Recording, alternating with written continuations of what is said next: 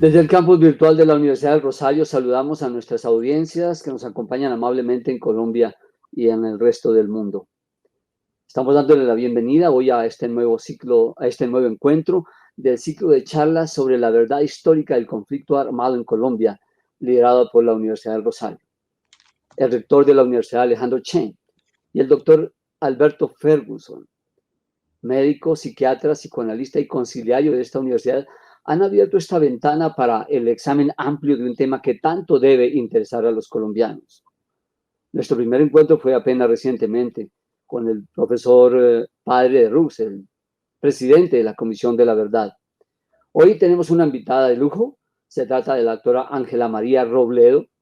profesora universitaria, psicóloga, recientemente candidata a la vicepresidencia de la República. Es una líder de opinión y dirigente política muy clave en el examen de los asuntos públicos y ostenta una curul en la Cámara de Representantes. De manera que los dejo en este examen de la verdad sobre el conflicto en Colombia, que la verdad nos quede grande, con el doctor Alberto Ferguson y su invitada, la doctora Ángela María Robledo. Adelante. Buenos días, muy bienvenida, doctora Ángela María. Ángela, es un honor que este segundo encuentro, seguido del primero que tuvimos con el padre de Ru, nos estés acompañando para conversar sobre este tema tan complejo para el país en este momento que hemos titulado Que no nos quede grande la verdad. El origen de este ciclo se justifica en la medida en que empezamos a ver cómo, después de que empezamos a encontrar verdades y el país se empieza a visualizar, gracias en buena parte a la labor de la Comisión de la Verdad, a entender mucho de lo que ocurrió y mucho de por qué ocurrió, vemos que procesar esas verdades es mucho más difícil que buscarlas. Y en este ciclo queremos, con la ayuda de personas como tú, entender cómo podemos ayudar a los colombianos y a las colombianas a procesar esa verdad que empieza a ser más evidente y que empieza a florecer. Esto lo entendemos como un proceso difícil, un proceso que apenas empieza y que tomará mucho tiempo, supone muchas actitudes diferentes en las personas, supone que estemos todos dispuestos a cambiar nuestros puntos de vista previos, supone que estemos dispuestos a salir de posturas maniqueas donde pensemos en personas solamente en términos de buenos y malos y que nos abramos realmente a momentos y a estados, actitudes en que estemos dispuestos a entender de una mejor manera lo que pasó en el país. El primer tema que propongo que reflexionemos tiene que ver con la importancia de valorar la verdad y de cuidar la verdad. La verdad nosotros la maltratamos, la usamos, la maquillamos y el cuidado de la verdad no es una noción que se haya desarrollado hasta el punto que pensamos que debe darse. Sabemos que una persona como tú, Ángela, que ha promovido tanto el tema del cuidado y del cuidado de la vida en este país, nos puede ayudar en ese sentido y cómo metemos también a la verdad dentro de ese contexto de cosas que tenemos que aprender a cuidar los colombianos y colombianas, la vida, la naturaleza, los ríos, pero dentro de ellas la verdad es una de ellas que no se plantea como algo que verdaderamente deba cuidarse como creemos que es lo ideal. En ese sentido, el amor eficaz de que hablaba Camilo Torres se vuelve muy importante porque es el amor y la verdad eficaz la que transforma, la que verdaderamente cambia. ¿Qué reflexiones te evoca la existencia de este ciclo, Ángela, y este tema especialmente de la importancia de cuidar la verdad? Bueno, Alberto, un gusto estar aquí contigo. Un saludo muy especial a la Universidad del Rosario, a su rector, quien muy amablemente, en compañía tuya, me hace esta importante y linda invitación. Un saludo también muy especial para Edulfo y para todo este equipo que te acompaña en esta apertura de la pregunta por la verdad, donde acudes desde también tu condición de psicoanalista al diván como una especie de, yo diría como de metáfora, de analogía de lo que significa la búsqueda de la verdad. Yo lo primero que quiero celebrar en esa pregunta tuya por el cuidado de la verdad es que una universidad abra ese espacio, porque el que se haga desde la condición de la academia genera un elemento de confianza que es clave para el cuidado de la verdad. Creo que el que la universidad decida arrojar luces sobre este mundo oscuro, cruel, doloroso, de lo que ha significado vivir durante tantas, tantas décadas, casi siglos, en esta guerra que parecería perpetua, es muy importante. Es muy importante también porque desde la academia nos permitirán, en este ejercicio que ustedes han hecho, que hacen las universidades de Colombia, de abrirnos a esa visión tan maniquea que produce la guerra, el mirarnos como amigos o enemigos, como buenos o malos. Desde la academia, desde este observatorio, desde ese ejercicio que se hace desde la universidad, me parece que es un elemento fundamental y eso es una manera de cuidar ese amor eficaz y esa verdad eficaz. También creo que nos permite, y resalto tanto el lugar de la academia como mujer que ha estado allí, como persona que fui decana tantos años en la Javeriana, de mirar qué ha significado, en palabras del profesor Iván Orozco, este conflicto no tanto vertical de la guerra, ¿sí? De unos victimarios claramente establecidos y unas víctimas también señaladas y adoloridas, sino también su condición de conflicto horizontal, como lo llama Iván Orozco, en términos de que muchos victimarios terminaron siendo víctimas, muchas víctimas terminaron siendo victimarios, y ahí hay unas zonas grises que hay que aclarar y que hay que trabajar. Y cuidar también la verdad es reconocer, creo yo, las emociones de la guerra, las subjetividades de lo que significa habitar un país como Colombia desde nuestra condición de guerreros, de guerreras, de dolientes, y esas emociones que son el odio, que son la rabia humillada, que es la rabia aterrorizada, como la llama Bauman, de los sobrevivientes, la rabia triste de quienes no han podido hacer los duelos, la sed de venganza, están allí en esa economía de la guerra que hay que reconocer, que hay que estudiar, que hay que trabajar. Por eso digo que desde la academia abrir estos espacios es una manera de cuidar ese camino de la búsqueda de la verdad que va a ser tan difícil. Si algo hace la guerra es tapar, tapar, distorsionar, y esa luz que pone la universidad, y en este caso la Universidad de Rosario, y muchas universidades que hoy están ocupadas de preguntarnos qué fue lo que pasó, va a ayudar a cuidar ese camino tan doloroso por la búsqueda de la verdad. Mil gracias, Ángela, por esos comentarios. Una observación superficial demuestra a uno que existe en la sociedad lo que pudiéramos llamar sed de justicia.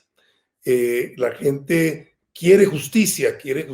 en el sentido de que las personas, los responsables de grandes crímenes, se lo reconozcan y tengan unas sanciones apropiadas, lo que pudiéramos llamar como sed de justicia de alguna manera. No siempre con equidad, lamentablemente con frecuencia observa uno que hay un deseo de esta justicia hacia el adversario, no equitativa, como que quiere que se le a cada grupo desea que haya justicia para su adversario, pero no tanto para las personas cercanas a sus simpatías. Quisiera una justicia uno más equitativa, pero hay esa sed de justicia. No observa uno lo mismo tan fácilmente con la verdad. La verdad parece un concepto como más sofisticado, más elaborado, más difícil, que la gente está acostumbrado a utilizarla más para su bien, acomodarla, cambiarla. Es decir, la sed de verdad es una sed que uno quisiera que existiera más, aunque fuera, a veces ni siquiera, ¿no? La que no es tan equitativa, sino muestra como las polarizaciones del país. Cuando aparece que se diga la verdad de los crímenes del adversario y no del grupo a que la persona pueda sentir sus simpatías. Pero aún así hay que aceptar eso, hay que aceptar que de alguna manera el concepto de verdad parece ser como más difícil o es la impresión que uno tiene, y sobre todo no se le ve la función tan clara a la verdad, como que la justicia se ve que puede producir una sanción claramente y eso es objetivo, y como que es más abstracto, es más difuso encontrar el camino de la verdad.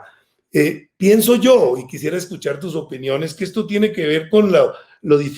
difícil que es verle el papel transformador a la verdad. La persona que le encuentra y ve cómo eso transforma y cómo libera, ¿no? El papel liberador de la verdad es lo que verdaderamente puede acercarnos a tener deseo de verdad. Y pienso que esto es algo que tenemos que lograr inculcar en nuestro sentir y en nuestra emocionalidad en Colombia. Sería magnífico tener tus reflexiones al respecto, Ángela. Tú hablas, Alberto, de la relación entre la solicitud o la sed de justicia y que a veces no es tan clara en tu expresión la sed de la verdad. Eh, Creo que uno digamos, de los hechos fundamentales que yo encontré como integrante de la Comisión de Paz en el Congreso de la República, cuando salimos a hacer tantos talleres en lo que hemos llamado la Colombia Profunda, es que sí había entre las víctimas, y allí se reunieron víctimas de la guerrilla, víctimas del paramilitarismo, víctimas de integrantes de las fuerzas militares, sí había mucha sed de verdad. Incluso en muchas de estas eh, personas a quienes escuchamos durante tantas y tantas horas, con unos rituales previos que hacíamos muy bellos sobre lo que significaba estar dispuesto para hablar de tanto dolor, había una enorme sed, de verdad, mucha más de sed de una justicia retributiva que puede muchas veces confundirse con una sed de venganza. Y eso fue una condición maravillosa eh, de la disposición de las víctimas a encontrar la verdad. Porque como bien lo dices, y cuando uno se devuelve un poco y revisa textos y mira algunos de los aportes alrededor de lo que significa la verdad, esa verdad de la que ustedes hablaban con el padre de Ru en su primer programa, no sujeta solamente a transacciones. Si yo digo esto, usted me repara de esta manera, o en la justicia transicional, si yo digo la verdad, yo me gano espacios para no ir a la cárcel, por ejemplo. Esa verdad más transformadora, como lo dice Foucault en un texto muy hermoso de algunas de sus lecciones de la hermenéutica del sujeto, es una profunda disposición a transformarse, casi que a purificarse frente a lo que tienen los victimarios que reconocer, que decir, para aportar a la verdad, y a las víctimas para, en muchos casos, recibir esa verdad que quizá no era la que querían oír o la que estaban esperando. Entonces, creo que al menos en esta Colombia tan adolorida, de más de casi 10 millones de víctimas, un país de sobrevivientes, en muchas de estas hombres, mujeres, niños, jóvenes, hay una sed por la verdad genuina que en muchos casos también les devuelva el honor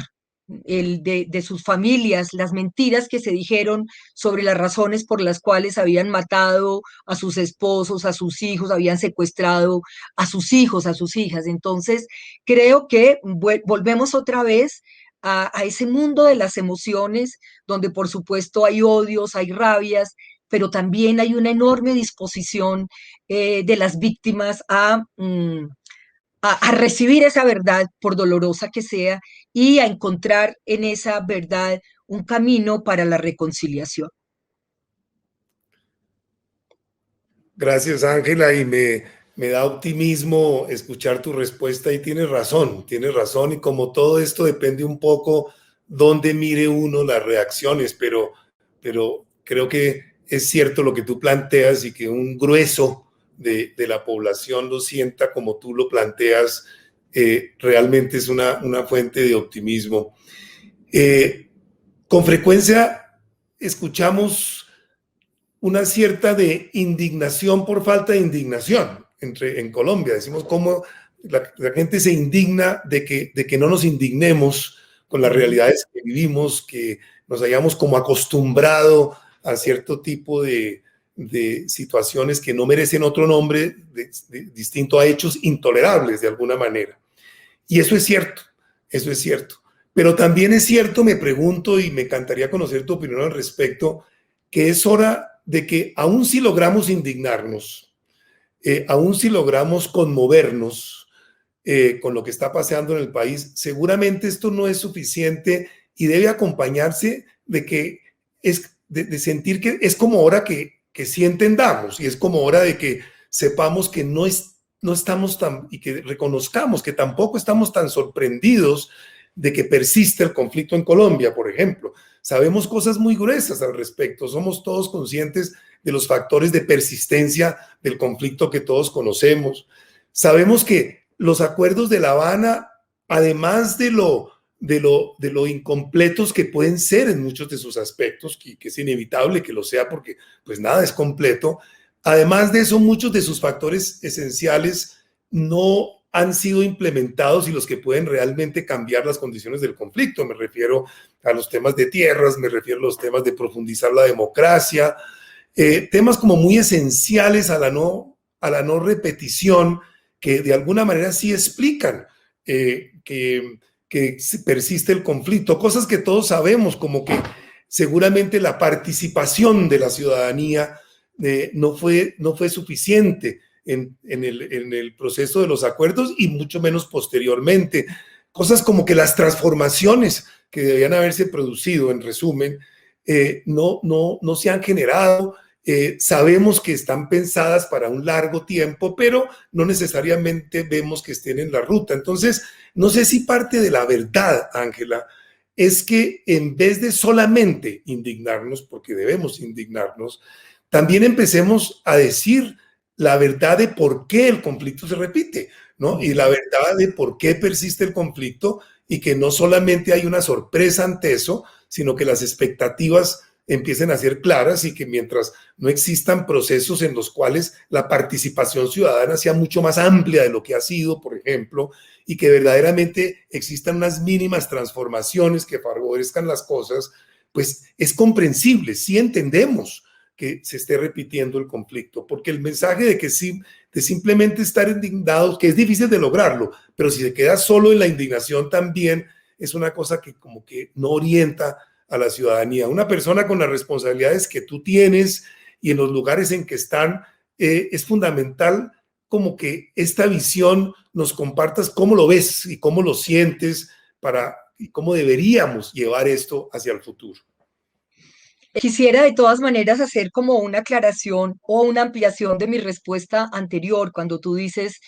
es que tanta sed por la verdad hay en Colombia. Y por supuesto, aquí hay unos sectores que no tienen mucho interés en que la verdad aflore, porque ha habido grandes compromisos, yo diría casi de vengadores, que cuando aflore la verdad, esa verdad va a despejar y a destapar muchas de estas condiciones, de estas causas objetivas de la guerra.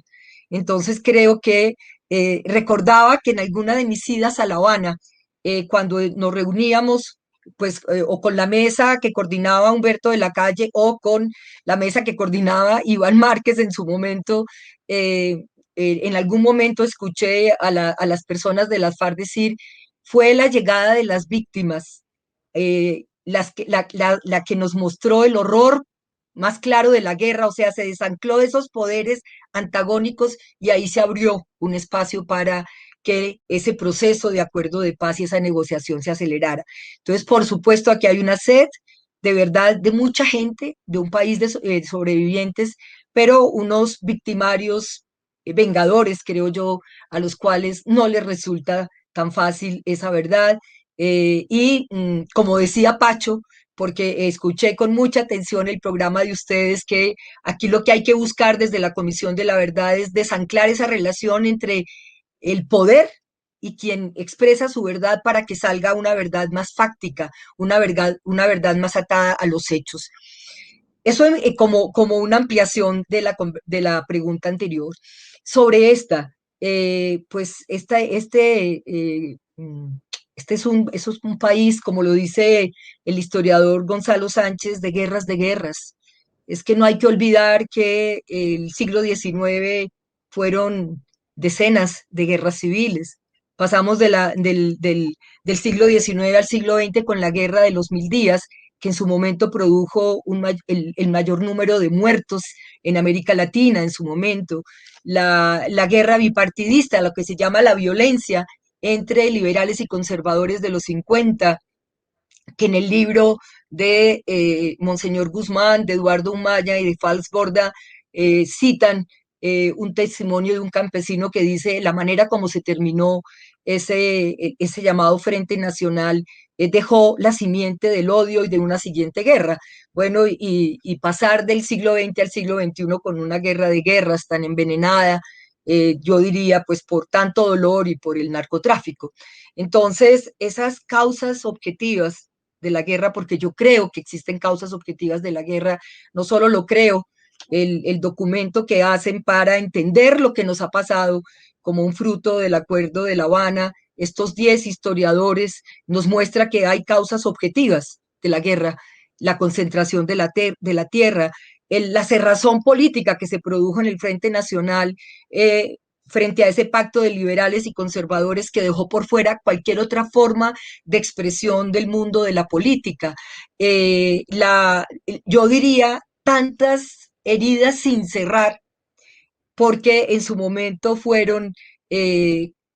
victorias entre vencedores y vencidos, y en las guerras que se resuelven de esa manera no hay la posibilidad de que afloren memorias más polifónicas, verdades no solo oficiales. Por eso este acuerdo de paz,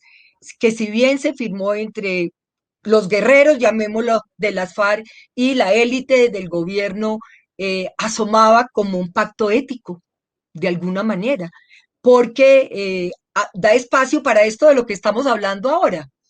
para preguntarnos cuáles son las verdades a las cuales vamos a llegar seguro gradualmente, superando muchos obstáculos, muchas emociones, pero también cuál es esa memoria que no nos ate al pasado de manera vengativa, sino que nos haga mirar un presente y un futuro de manera más esperanzadora, que nos permita entender qué significa ese primer punto de La Habana, que es la reforma rural integral, que no se ha avanzado absolutamente para nada, qué significa haber puesto a las víctimas en el centro de este acuerdo, aspirando, como lo dice el acuerdo en su punto 5, a reintegrarle su condición de dignidad humana en la mayor medida posible. ¿Qué significa la entrega de 13.000 armas en las cuales yo estuve en algunos de esos lugares y que hoy parte de esas armas estén fundidas en ese maravilloso museo de fragmentos que lidera la maestra Doris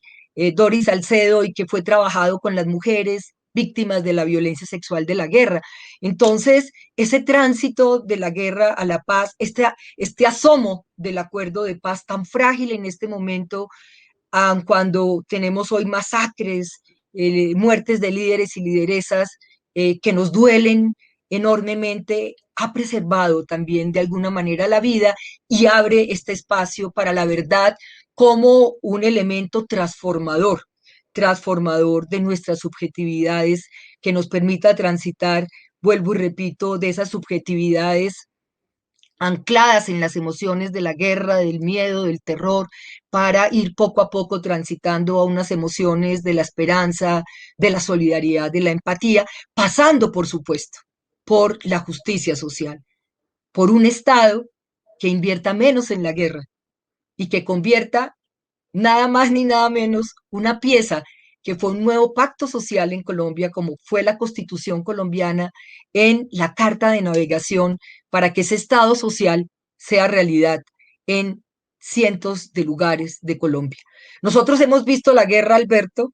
Bueno, tuvimos la oportunidad de viajar, de salir tú en tu tarea, cuando estuviste apoyando el proceso de negociación del ELN, tuvimos tiempo de conectarnos con ese país que resiste,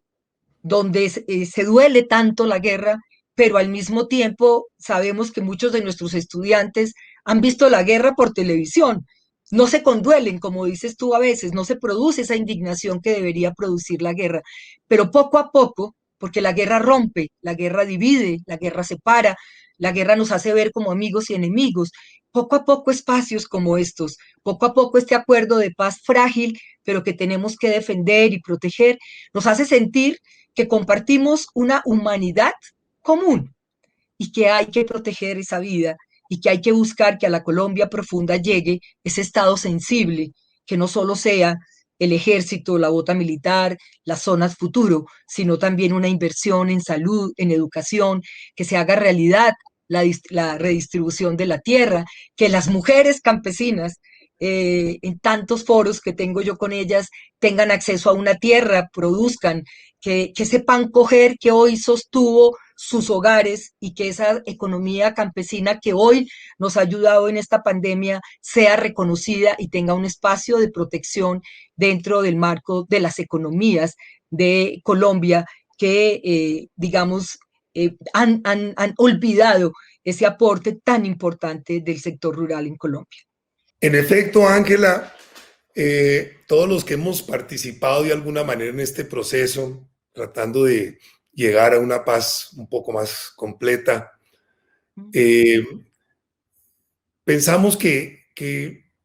es importante empezar a imaginarnos un poco el futuro inmediato en ese sentido, cómo sería los pasos con las lecciones aprendidas, porque si algo hemos hecho es aprender muchas cosas en este momento. Yo te mencioné dos factores que pienso que en una futura, por ejemplo, una futura negociación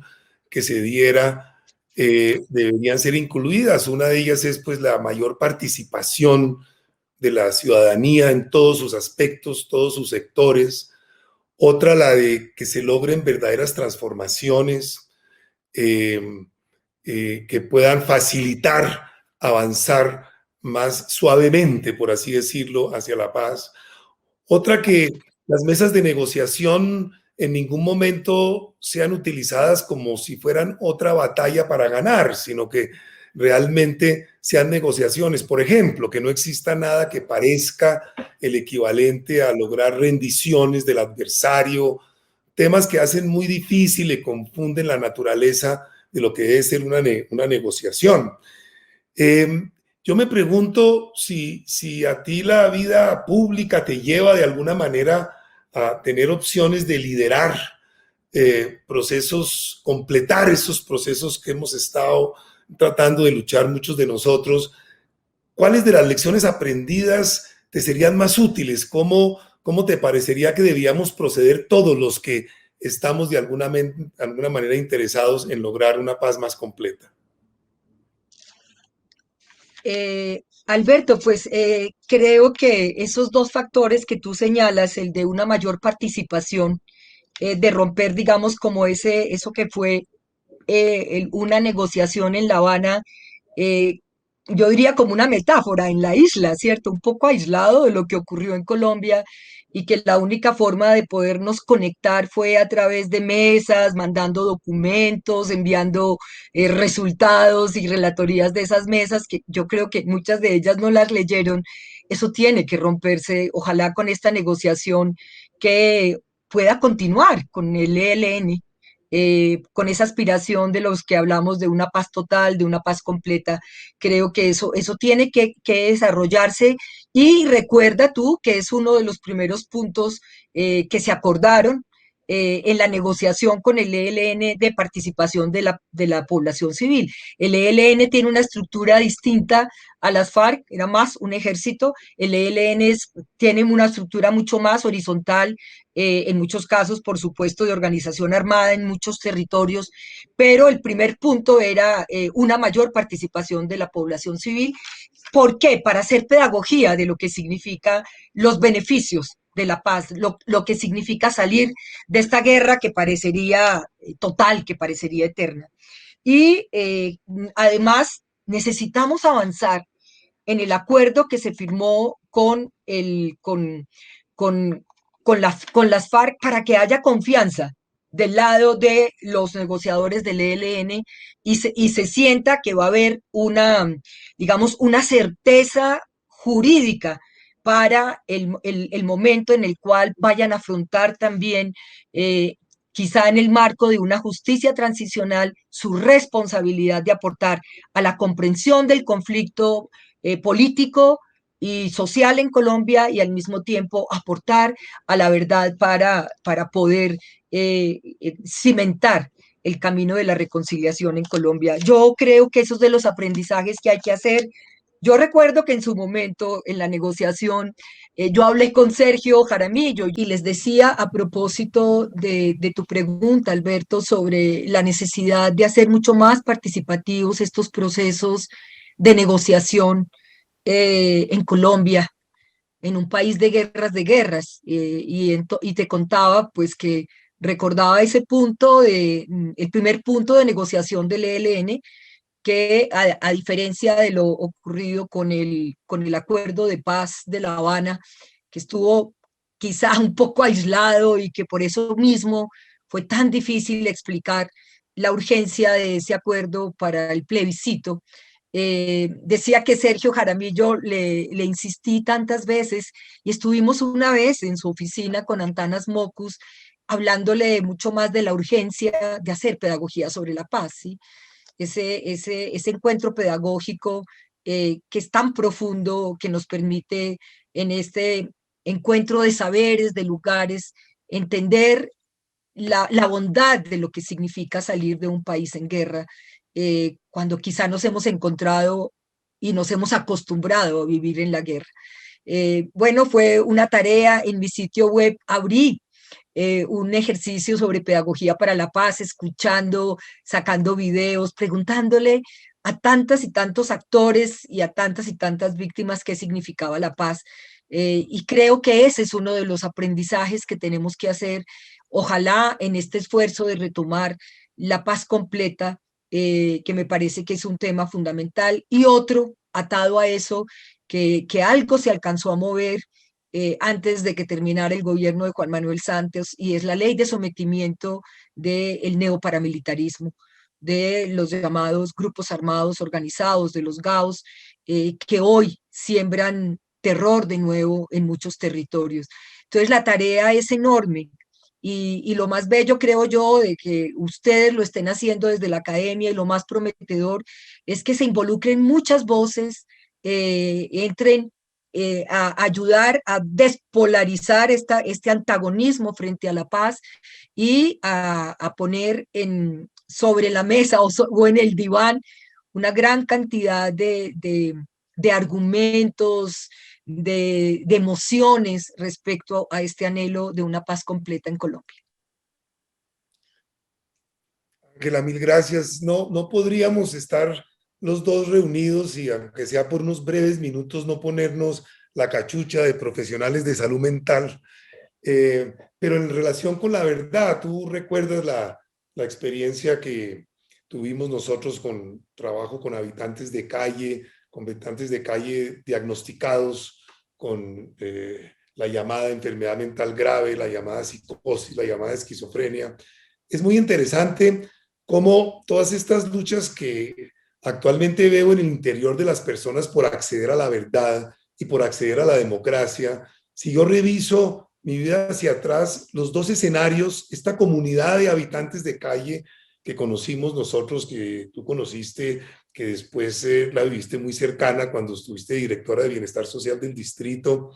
Es muy interesante el acceso a la verdad, la posibilidad de dar verdad, de comunicar verdad de las personas diagnosticadas con este tipo de condiciones. Hay como un vínculo con la verdad muy profundo que los llamados normales de alguna manera no tienen. Son paradojas muy interesantes que hay que comentar, pero es una cercanía a la verdad, un como repudio a la mentira, y esto va junto a que si yo me pongo a pensar, aunque sea una pequeña experiencia, esa comunidad que se creó con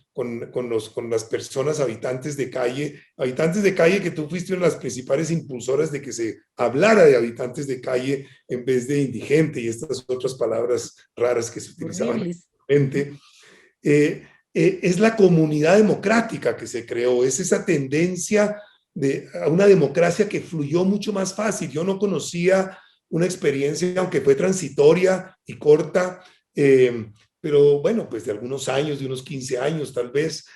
pero ese modo igualitario, esa facilidad, esa tendencia a la igualdad, a la no discriminación que se dio natural en esa comunidad, es una experiencia realmente maravillosa. Son de esas experiencias que pasan en el mundo transitorias. Recordaba ahora este cuadro que tengo atrás, que es de la Comuna de París, que también fue muy breve, fue tal vez la experiencia socialista primera que se hizo en el mundo, que también duró no mucho tiempo, pero que muestra como que hay otras formas de comunidad que se pueden crear, y el componente de verdad es fundamental en ellas. Lo que uno ve, lo que yo vi en esta comunidad con los habitantes de calle, es que no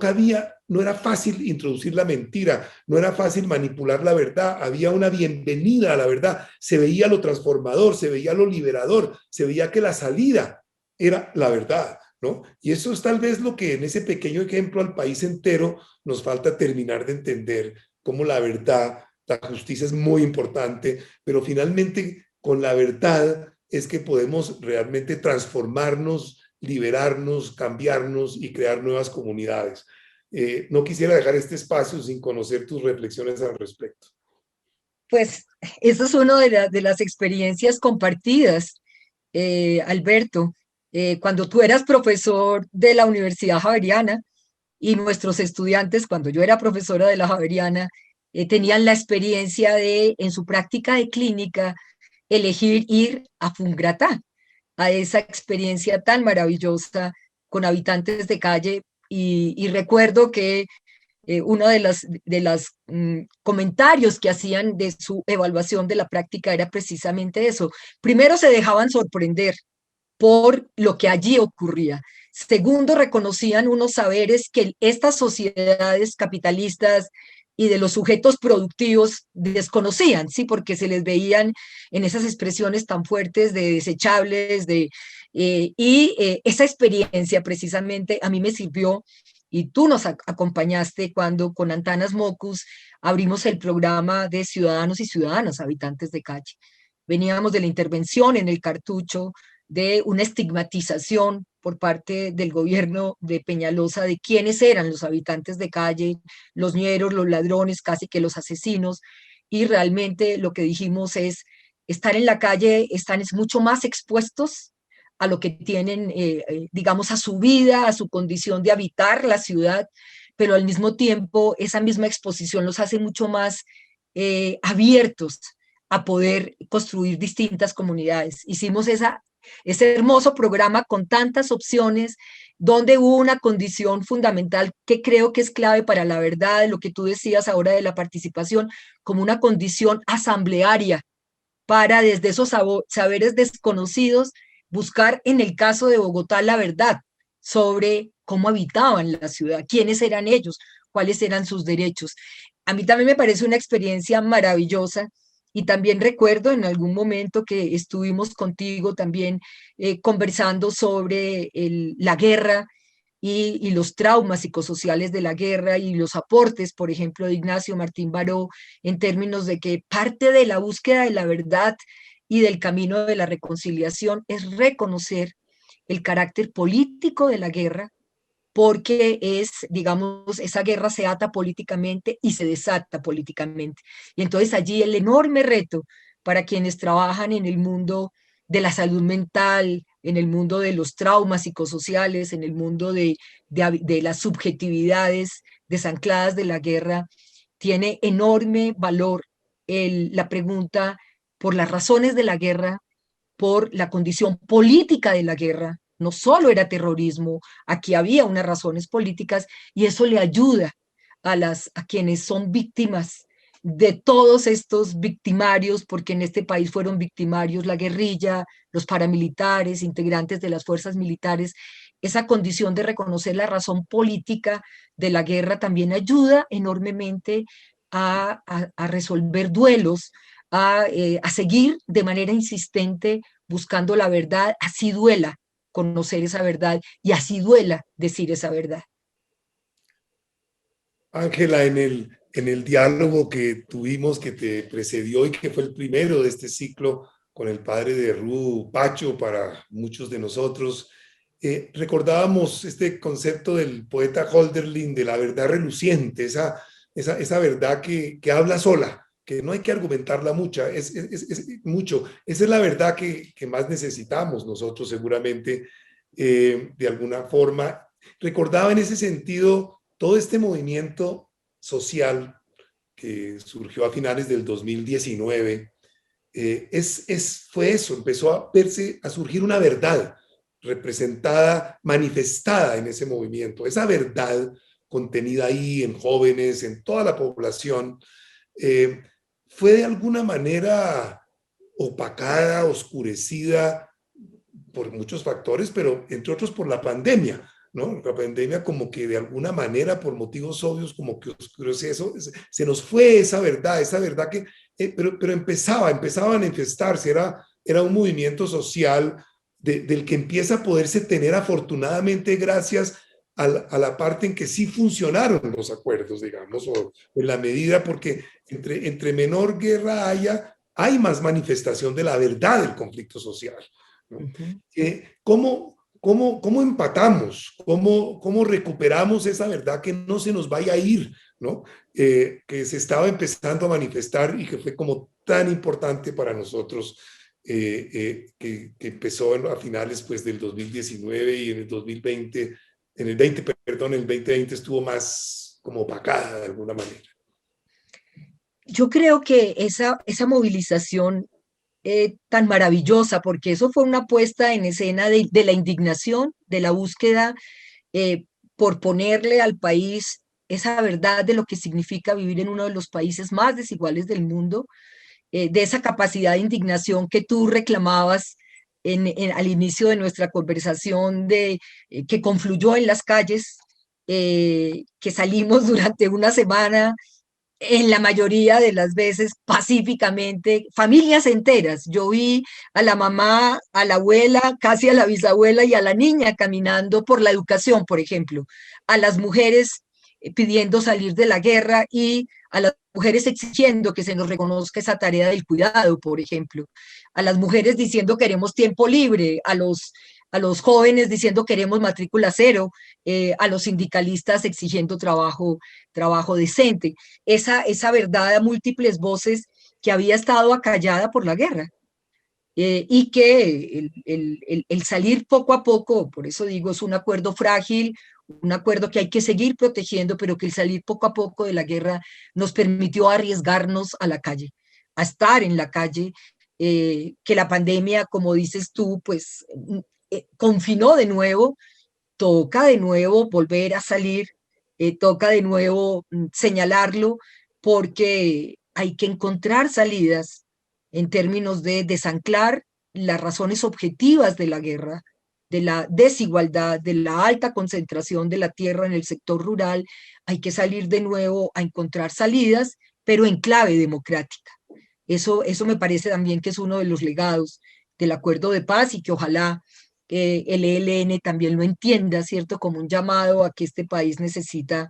desanclar esas condiciones guerreras para resolver los conflictos, ese repertorio de violencia y abrirnos a estas indignaciones de estar en la calle, no solo protestando, hubo un pliego de propuestas de este país que se quedó sin escucha por parte del gobierno Iván Duque, pero que hay que abrir. Es el tiempo también de la pedagogía, de la escucha, de la pedagogía, del mirar para abrir ese espacio. Y por ejemplo, para las mujeres, Alberto, habíamos salido mucho los 8 de marzo, los 25 de noviembre, cero tolerancia contra las mujeres, pero esta vez salimos, como está ocurriendo en el mundo entero, en clave intergeneracional para exigir vivir en un país en paz, para tener tiempo libre para nosotros y para encontrar caminos de dignidad para nuestras aspiraciones también, porque las mujeres desde casa hacemos política cuando hacemos del espacio doméstico un espacio democrático, un espacio de debate y no un lugar, digamos, de guerra, cómo parecería que se está nuevamente anclando la violencia en los hogares colombianos. 500 feminicidios el año pasado. Eso tiene que ver con una continuidad de la guerra, donde los hombres también se vuelven guerreros, y creo que hay que incomodar esas masculinidades, como dice la profesora Mara Viveros, porque también hay hombres agobiados que quieren asumir una tarea distinta y que no ha sido posible hacerlo. Entonces, esa indignación hay que volverla, como dices tú, una búsqueda por una verdad colectiva, pero solidaria respecto a las grandes transformaciones que necesita Colombia. Ahí también está ese hermoso texto de Holderlin, cuando dice que es casi como gratuitamente que ocupamos la vida, que el pan está ahí, que el agua está ahí, que el aire está ahí, y que hay que reconocer. Quizá la pandemia, con este rostro tan duro, también nos devuelve como eso tan básico y esa gratuidad de habitar la vida. Y Ángela, ¿no podríamos empezar a pensar en terminar esta conversación que potencialmente podría ser claramente indefinida? Tú ya lo empezaste a mencionar, sin preguntarte algo más sobre mujer y verdad, pero mujer y verdad en clave de dos aspectos, en clave del cuidado y en clave de la vida, ¿no? En clave del dar vida, del cuidar la vida y la verdad, para empezar a cerrar un poco como al principio, cuando hablábamos de cómo logramos volver la verdad un bien que tenemos que cuidar tanto como el medio ambiente, tanto como los seres humanos, tanto como los animales, una propuesta de vida, de cuidado y un poco el concepto de mujer en todo esto, pero lo incluyo de una vez porque sé que tú lo compartes, que son las transformaciones positivas que se han empezado a dar en la masculinidad gracias al posicionamiento de la mujer, ¿no? Mostrar cómo el desarrollo y la evolución de la mujer implica también la liberación para muchas masculinidades de muchos aspectos que les impidían también un desarrollo pleno como seres humanos. Bueno, yo hablo de las mujeres en plural, pero somos una diversidad en el mundo entero, y tenemos, como lo dicen dos geógrafas feministas, Gibson y Graham, una posibilidad de ubicuidad. Estamos en todas partes, y transformamos con nuestra capacidad y nuestra fuerza esos lugares en los que habitamos. Y por supuesto, como dices tú, lo queremos hacer de la mano de hombres que han entendido este mandato ético de cuidar la vida. Porque es que también parte de esta pandemia, Alberto, es que nos ha mostrado la enorme fragilidad de lo humano, ¿sí? Que todos y todas necesitamos ser cuidados, ¿sí? En ciertas épocas de la vida más que en otros, pero si el otro no existe como un vínculo de cuidado, no hay posibilidad de, digamos, de subsistir, de sobrevivir. Y ese mandato ético del que habla Judy Butler es fundamental. De todos y todas necesitamos cuidado. Lo que pasa es que las sociedades capitalistas distribuyeron ese cuidado de manera distinta y de manera inequitativa, y se le asignó a las mujeres por siglos esa tarea. Y creo que parte de lo que hace el aporte del feminismo y todas estas reflexiones sobre las nuevas masculinidades, ya desancladas de la guerra, de los repertorios de violencia, de las necesidades de controlar, de dominar, es precisamente descubrirnos además de ese mandato ético de cuidar, de reconocer el enorme valor de cuidar y la satisfacción de cuidar. Creo que en eso ha habido una tarea muy importante, no solo de las feministas, de las mujeres en general, pero poco a poco hemos ido encontrando hombres, parejas igualitarias, de parejas gay, de parejas lesbianas, de parejas trans, digamos también, que hacen del cuidado de la vida, de la protección de la vida humana, pero de muchas formas de protección, una prioridad. Por eso yo he venido hablando en este caso, de una Colombia cuidadora, de un Estado sensible, para que a esta Colombia del sector rural no llegue solamente el Estado, el rostro duro del Estado, el rostro militar del Estado, sino el rostro amable de la educación, de los jueces, de las oportunidades. Y la tarea está por desarrollarse, pero pues tú me conoces, yo creo, yo habito un mundo donde creo en las transformaciones, donde trabajo colectiva y solidariamente, y creo que hay una enorme clave de los aportes del feminismo, ¿cierto? Leía para esta conversación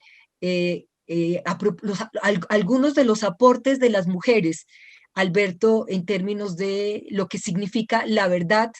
para ellas, ¿sí? Leía el libro de Elena Urán Bigaín, ¿cierto? Que habla de lo ocurrido en el Palacio de Justicia con su padre. Leía el libro que sale una nueva edición de Patricia Lara sobre las mujeres en la guerra, historias de las mujeres guerrilleras, paramilitares, la mamá de José Antequera, María Eugenia, lo que significó para ella la guerra, que ella dice que en la guerra solo gana el dolor. Leía la columna ayer de Berta Frías, víctima del atentado en el Nogal, exigiendo verdad. Ella dice, hay que conocer lo que pasó allá, hay que mirar la actuación del gobierno y de los guerrilleros, pero el haber perdonado me ha devuelto humanidad. Que hay una cantidad de las mujeres, las alabadoras que allá estuvimos en Cartagena, de Bojayá, dispuestas a perdonar porque dicen que con el silencio de los fusiles los pájaros han vuelto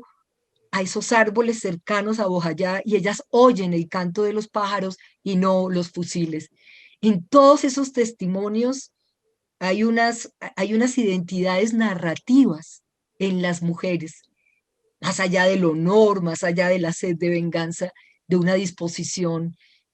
a perdonar, pero también de una exigencia y un grito como el de noviembre del 2019 a vivir con dignidad. Yo creo que esos son caminos, son complejidades, espacios como estos que abren ustedes, permiten. Fíjate que no estamos hablando ni de enemigos, ni de amigos, ni de buenos, ni malos. Aquí hay una, no somos tan buenos quienes creemos que somos buenos, ni son tan malos a quienes creemos tan malos. Y eso, el saber académico y en el caso tu experiencia, y eso sí, a quienes hemos hecho diván durante un tiempo sabemos lo maravilloso que es sorprenderse con esas verdades sobre sí mismo, como un pararse éticamente en el mundo, en la relación contigo y en la relación con los demás. Eso creo que hay una reserva ética de las mujeres ahí maravillosa para salir de tanto dolor y para buscar valientemente la verdad.